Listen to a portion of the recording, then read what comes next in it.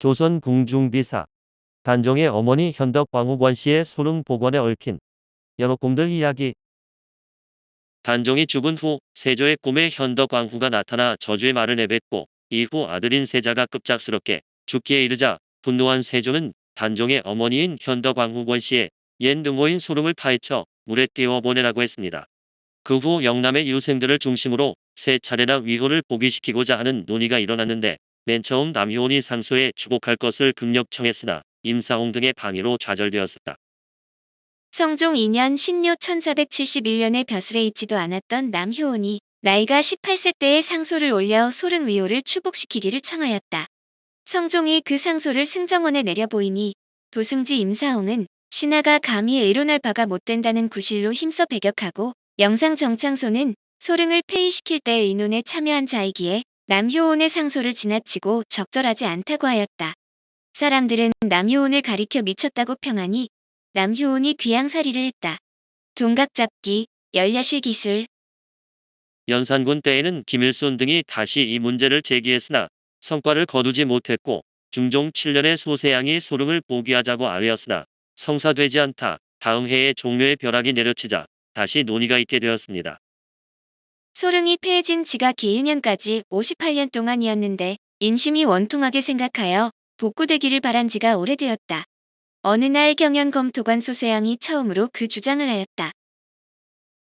그때 마침 종묘에 나무에 벼락이 떨어지니 임금께서 놀라고 두려워하여 그날로 종묘에 참배하고 공경과 대간과 시종을 급히 불러 들어와서 나의 잘못된 것을 말하라 하였다. 그때 소릉의 복원 문제를 말하는 사람이 있어서 의론들이 모두 이에 동의하기에 이르렀다. 용천담적기. 계유년에 명하여 소릉을 회복시켰다.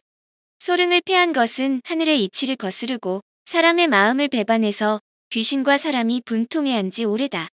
대간과 시종, 유생에 이르기까지 서로 글을 올려 임금께 아른 지 1년이 넘었다. 이에 2월 28일 종묘가 있는 동산 안에 소나무를 벼락치니 임금이 놀라고 두려워하여 친히 제사 지내어 의안시키고 드디어 명하여 소릉을 회복하게 했다. 예조판서 김은기를 보내서 옛날에 썼던 제궁을 찾아서 현릉 좌편 언덕에 옮겨 모시고 현덕이란 존호를 회복시켜 역대 왕의 위패를 모시는 태묘에 모셨으니 어찌 특히 유명의 원통함을 쾌하게 씻을 뿐이리요. 참으로한 나라의 큰 경사였다. 음해일기.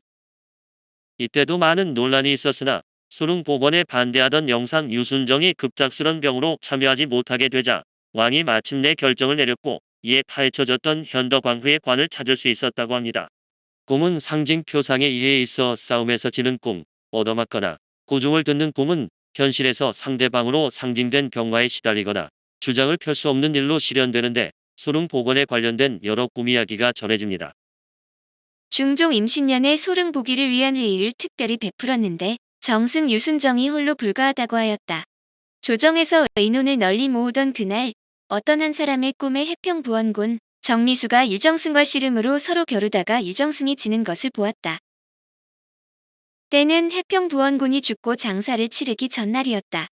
날이 밝아 유정승이 관과 띠를 갖추고 대궐로 나아가려고 하는데 갑자기 중풍이 들어 마침내 일어나지 못하였다. 소릉 복위에 반대 논의가 행하지 못하게 되었으므로 마침내 복위하게 되었다 한다.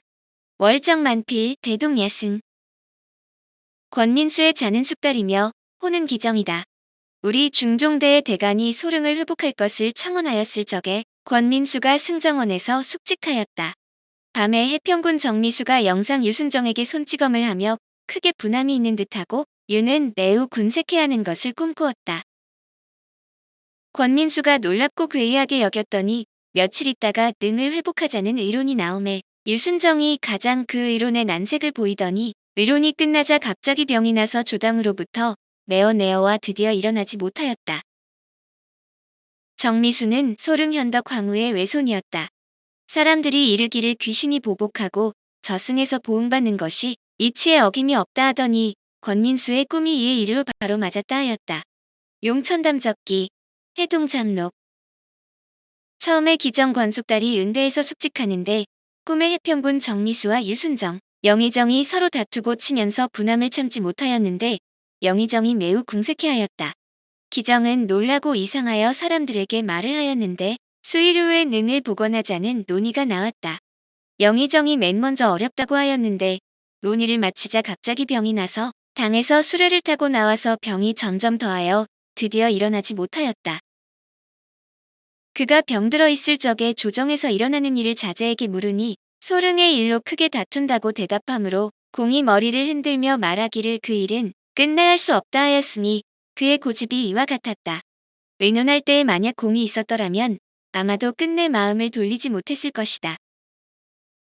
해평군 정미수는 소릉의 외손인데 사람들이 말하기를 영혼이 있으면 어찌 이 일에 통분한 감이 없으리요. 신의 어두운 보응은 이치에 없다고 하지 못할 것이니 기정의 꿈이 영험하다 하였으나 이는 진실로 황매하여 반드시 믿는다고 이르지 못할 것이다. 다만 우연한 기회에 서로 감응하는 바가 있는 듯하니 이 역시 괴이하도다. 용천담적기, 대동야승, 해동양.